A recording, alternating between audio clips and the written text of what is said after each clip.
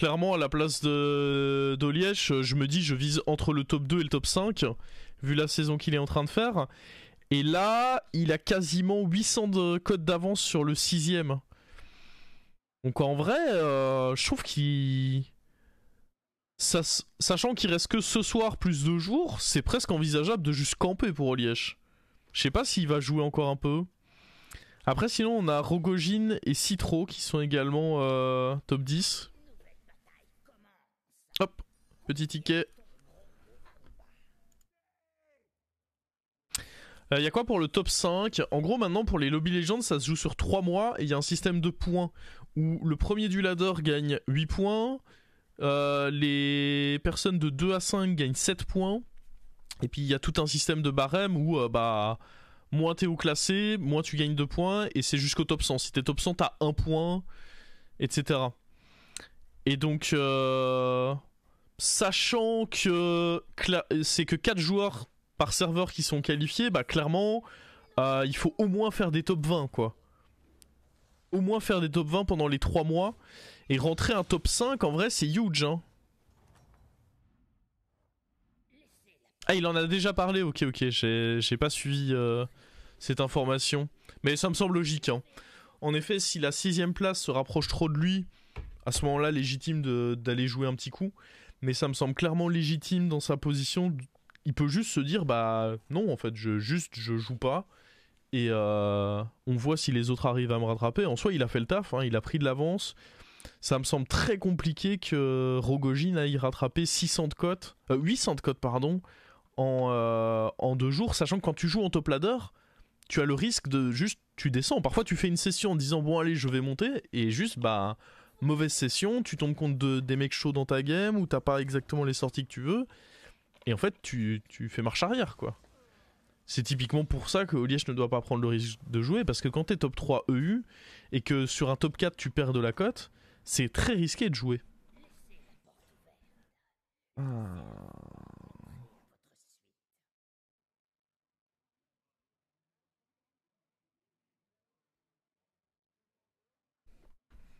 Faut que je tège lui, ça me dégoûte parce que du coup je vais perdre les PV de Captain Peak.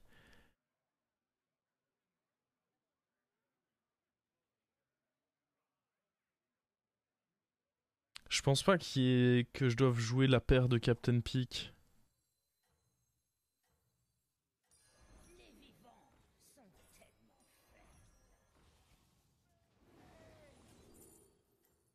Deuxième prophète. Et on freeze lui du coup.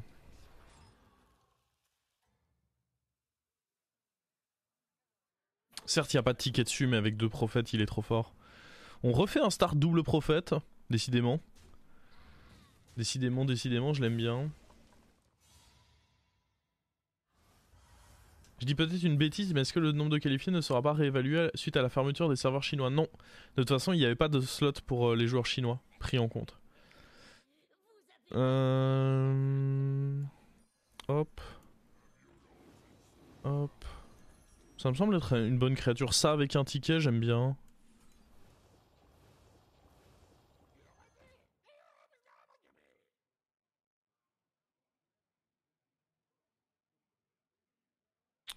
Mais non, en gros, il y a 4 slots pour les 4 qui ont le plus de points en Europe, 4 slots pour NA et 4 slots pour Asie. Et puis 4 slots, peu importe la région. En fait, une fois que les 4 meilleurs d'Europe, 4 meilleurs NA et 4 meilleurs Asie ont été repris, les 4 derniers slots sont répartis. Si ils regardent le classement de tous les serveurs combinés, si c'est 4 Européens qui battent tous les autres des autres régions, bah ce sera les 4 Européens. Enfin, ça fonctionnera sans prendre en compte les régions.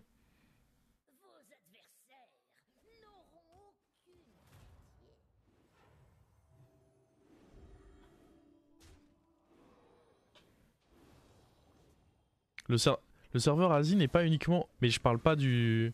Je parle du serveur chinois. Il y a un serveur chinois qui a... Le serveur chinois, si je dis pas de bêtises, a cessé son activité. Il y a 2 dissociés. T'as le serveur qu'on appelle APAC, Asie, et le serveur chinois. C'est 2 serveurs différents.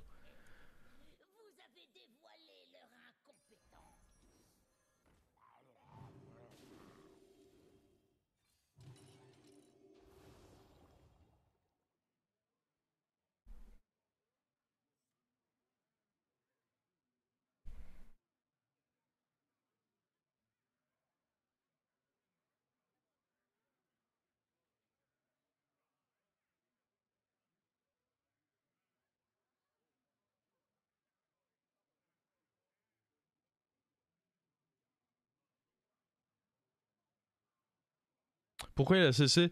J'ai pas suivi tous les détails, mais il y avait un partenariat avec NetEase en Chine, qui du coup, j'imagine que vu que la Chine c'est quand même assez isolé du reste du monde, il doit y avoir pas mal de soucis de serveurs et tout, ils devaient passer par une autre compagnie, et ils ont pas renouvelé leur contrat avec NetEase. Du coup, bah...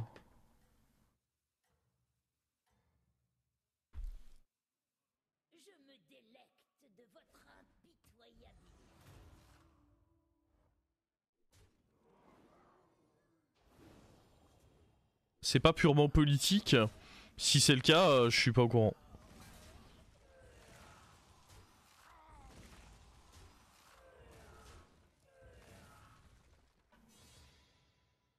J'ai pas eu ton avis sur le changement de système, qu'est-ce que tu en penses? Qu'il est horrible. Bah, enfin, ils ont tué l'e-sport. Enfin, ils ont pas tué l'e-sport. Ils ont tué leur activité, leur vision, ils ont cessé leur activité vis-à-vis de l'e-sport. En soi, ils l'ont pas vraiment tué, parce que bah... l'e-sport peut continuer à exister, mais... Ils ont mis un gros coup, ça c'est sûr. Est-ce qu'on veut jouer ça?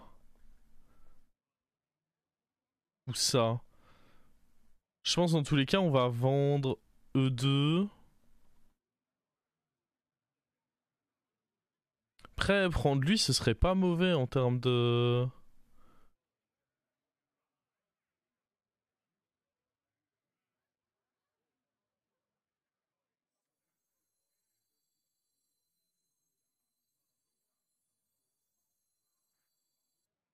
En fait, moi, ce qui m'embête, c'est que si je fais un tour ici...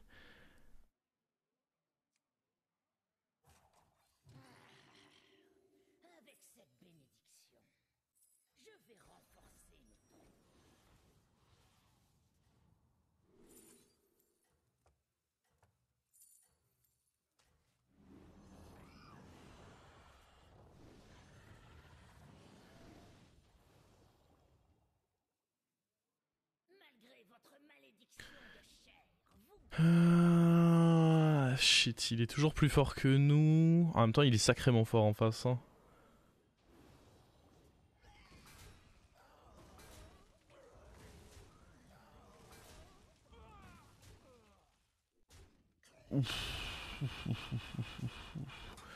Il m'a pété la gueule, lui. Le fight s'est hyper mal passé, non?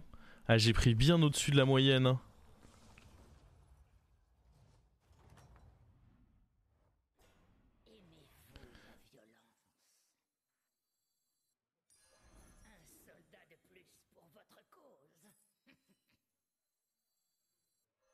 Je dois faire un tour de pause à la taverne, là. J'ai pris un trop gros coup derrière la tête. Ça, c'est un ticket, une paire et 2 gemmes là-dessus, donc ça me semble ok. Oh.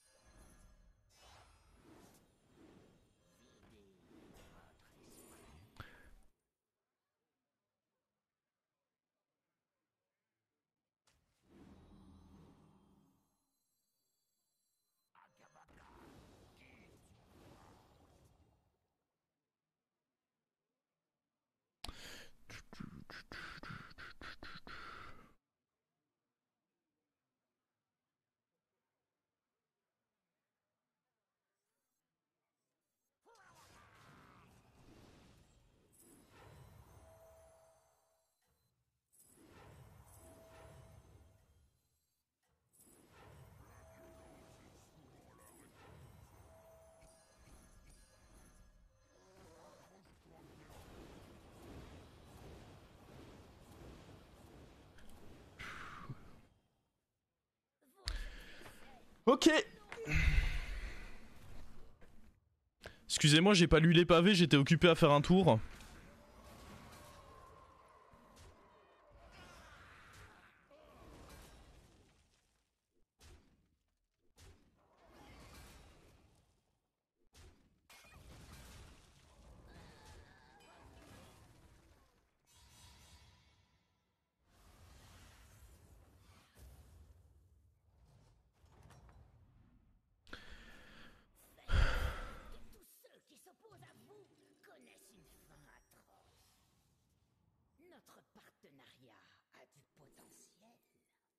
On n'a pas d'élème encore.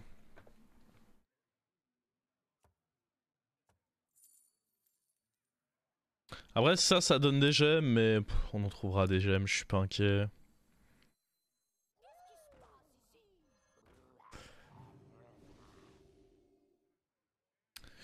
Donc lui c'est notre dragon, lui c'est notre murloc, lui c'est notre élème, notre uran.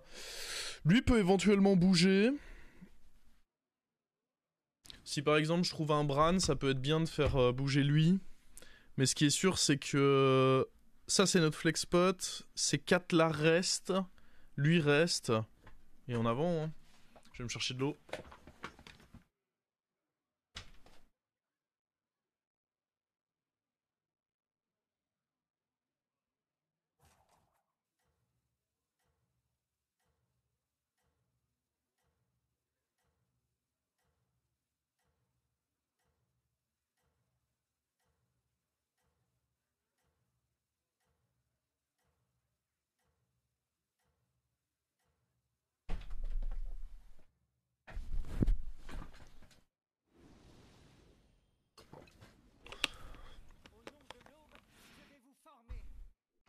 Ok, il a évité d'aller dans un Leroy, ça me plaît.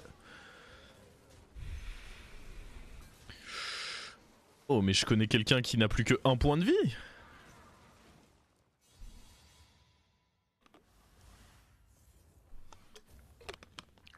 Allez, donne-moi du bon là, donne-moi du lourd. Ah, pas très intéressant tout ça. Ça, c'est 2 gemmes dans tous les cas, je prends. Le reste, non, je vois pas trop l'intérêt. Ticket sur de la merde, je ne prends pas.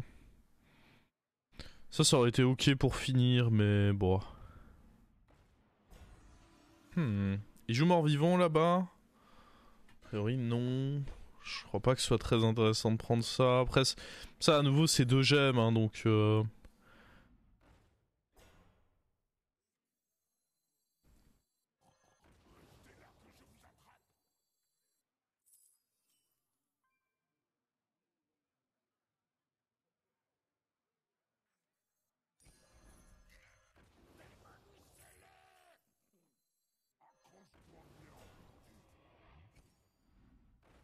C'était pas le tour de l'année en vrai. Et malgré tout, c'était un bon tour. Parce que chaque gemme, ça représente, bon, forcément le +1/+1 de la gemme. Ensuite, +4/+4 de l'effet de Hagem. Et ensuite, +2/+2 par là. Donc c'est +7/+7 par gemme. J'en avais 6. Et sachant que pour chaque créature que je cycle, il y a lui aussi qui proc. Si jamais je fais des cris de guerre, ça n'a pas été le cas ce tour-ci, mais il y a lui qui peut proc. On fait des choses, on fait des choses.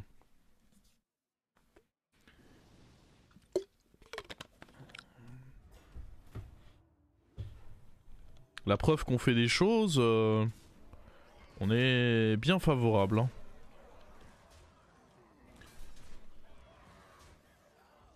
Face à un adversaire qui est pourtant pas dégoûtant. J'aurais bien aimé lui mettre plus de dégâts que ça, j'avoue, mais bon.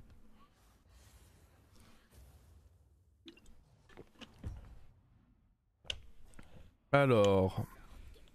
Ticket là-dessus, ça me semble cool. C'est +7/+7 de stats, ça. C'est forcément un bon deal. La question, c'est est-ce que je prends ça aussi? Ça, c'est un moins bon deal. Ça, c'est un bon deal. Ah, allez, petit ticket. Oh, aucun ticket. Coup dur. On va juste roll, hein.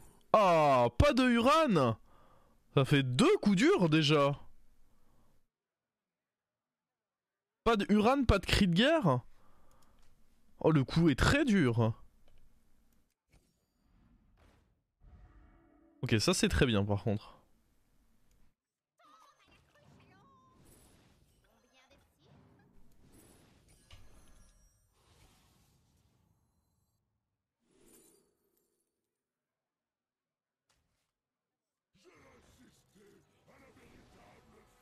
Oh.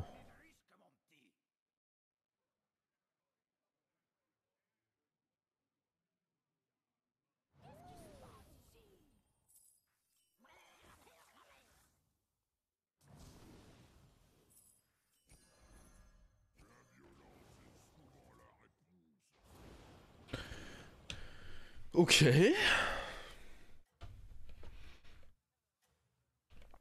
Évidemment, ça aurait pu être tentant de garder la 5-5 pour un Murloc dans la taverne plus tard.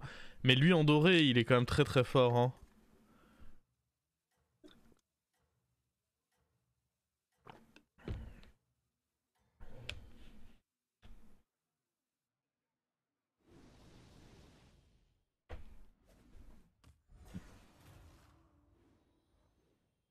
Alors, on est extrêmement favorable, mais lui, il a un sacré setup. Hein. Il est déjà taverne 6. Son setup avec le Théotard, là, j'aime pas. Hein. Ah, lui, très dangereux, lui, pour notre game. Très très très dangereux pour notre game, lui.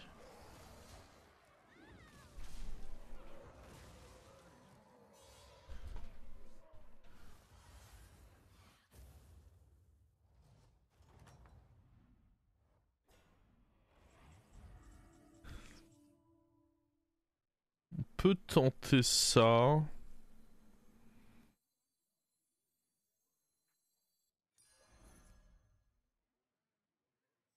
Ça, c'est 2 gemmes.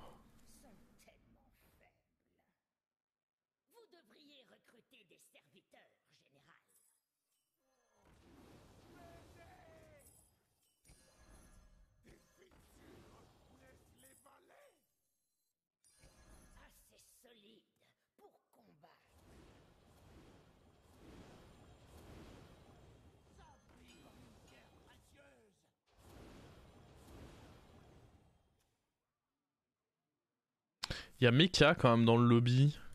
Faudrait peut-être qu'on joue comme ça.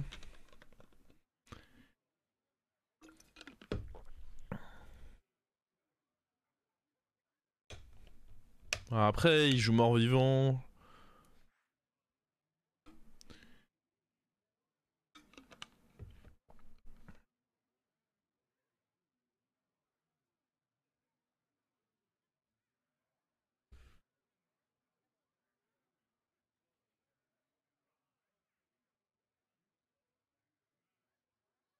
J'ai l'impression que ça fait pas mal de lignes déjà où ce qui était un débat à la base est devenu un dialogue entre vous deux, Schungber et Danifal. Je peux juste vous demander d'aller en DM si vous souhaitez le continuer. Ici, on va parler de BG dorénavant.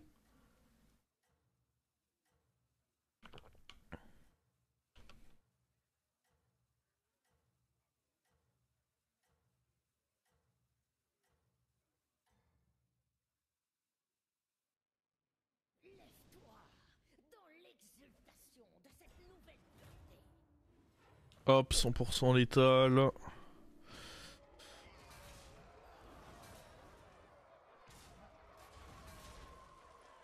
Malgré tout, j'ai du mal à ne pas penser que on aurait pu avoir mieux, quoi, sur les pouvoirs et autres, le fait de pas avoir touché de Bran notamment. Évidemment, la game est ultra cool, on a beaucoup de synergie, mais j'ai l'impression malgré tout qu'on pouvait faire encore mieux.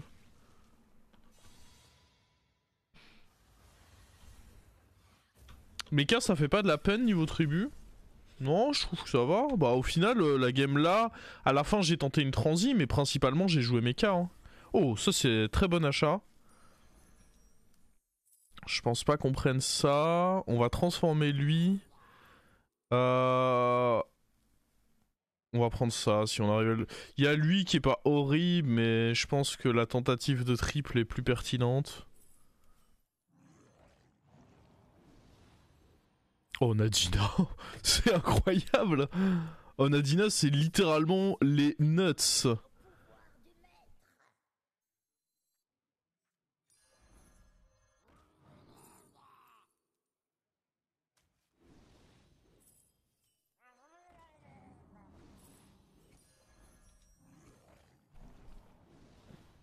Ça sert à rien.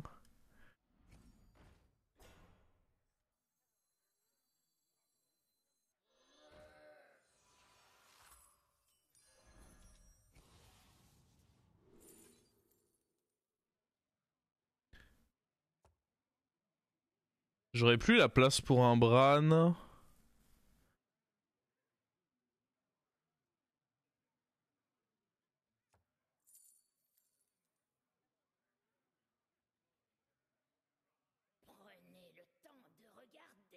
La Toxie sur le Murloc, je pense pas que ce soit nécessaire tout de suite, mais oui, je vais la prendre dans tous les cas.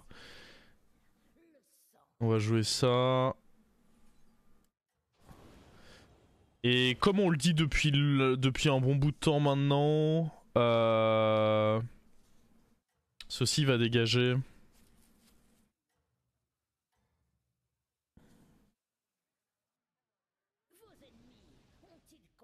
Sur le... Ah, j'avoue qu'on pourrait juste virer du coup les deux. Ok. Ça s'envisage en effet. On pourrait juste virer les deux. Et jouer avec deux murs dragon toxi. C'est clairement un meilleur play.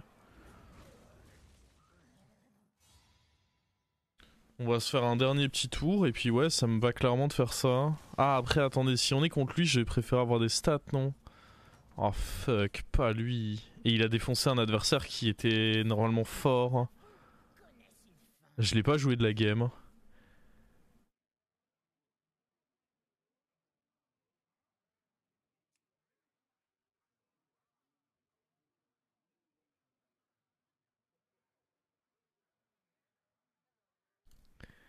Faudrait quoi, une Mantide pour finir? Ou une autre Nadina?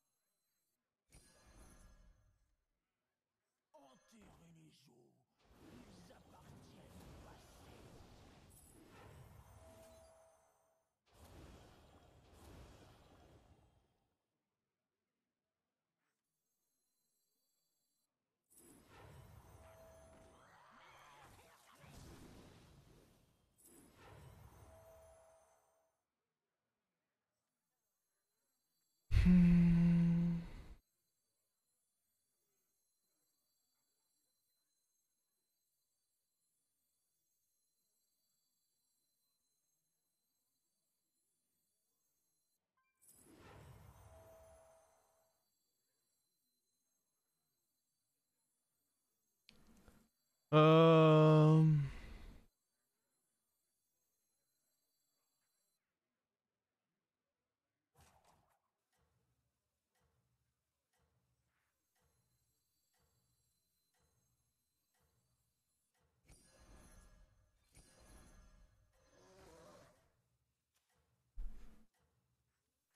Je n'ai peur de rien, sauf des souris. Suivez cette route, et la victoire sera vôtre. Tu veux pas Toxi? Je pense pas que ce soit très pertinent de mettre Toxi sur lui. Je préfère avoir un shield dessus contre l'adversaire qu'on joue.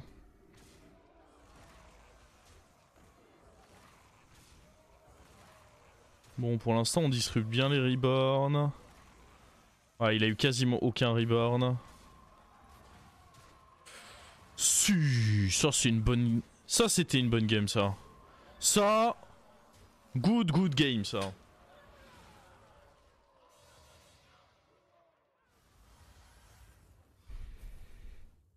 Vraiment, Chronormou, c'est une carte incroyable. Le fait de pouvoir, au moment où vous vous débarrassez de certains serviteurs, le fait de pouvoir jeter les stats sur un Chronormou qui peut lui prendre un shield sur Nadina, c'est juste insane comme carte.